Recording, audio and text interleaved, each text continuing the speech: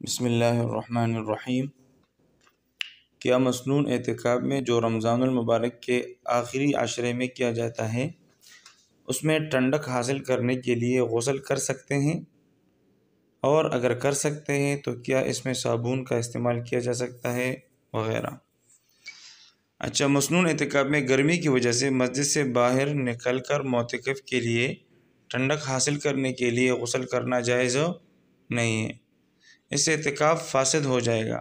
اگر گرمی کی وجہ سے غسل کی شدید ضرورت ہو تو مسجد میں بڑا برتن رکھ کر اس میں بیٹھ کر غسل کر لے، اس طور پر کہ استعمال کیا ہوا پانی مسجد سے بالکل نہ گرے، یا تولیہ بھگو کر نچوڑ کر بدن پر مل لے، اس سے بھی ٹھنڈک حاصل ہو جائے گی۔ اس سلسلے میں مسجد انتظامیہ پورٹیبل واش روم کا اہتمام بھی کر سکتی ہے کہ اسے مسجد کے اندر رکھ دیا جائے اور پانی مسجد سے باہر گرے، لیکن شدید ضرورت کے بغیر اس کے استعمال کی عادت نہیں بنانی چاہیے۔ اور جہاں مسجد کے آداب اور تقدس کے پامال ہونے کا اندیشہ ہو وہاں پورٹیبل واش روم سے بھی اجتناب کیا جائے۔ حاصل یہ ہے کہ ٹھنڈک کے لیے غسل کی نیت سے مسجد سے باہر جانا معتکف کے لیے جائز نہیں ہے۔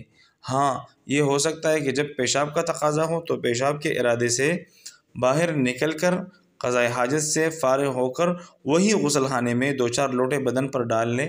جتنی دیر میں وضو ہوتا ہے اس سے بھی کم وقت میں بدن پر پانی ڈال کر آ جائے۔ الغرض غسل کی نیت سے مسجد سے باہر جانا جائز نہیں، تبھی ضرورت کے لیے جائیں تو بدن پر پانی ڈال سکتے ہیں، لیکن اس دوران صابن وغیرہ کا استعمال کی اجازت نہیں ہے کیونکہ اس میں وضو سے زیادہ وقت صرف ہوگا۔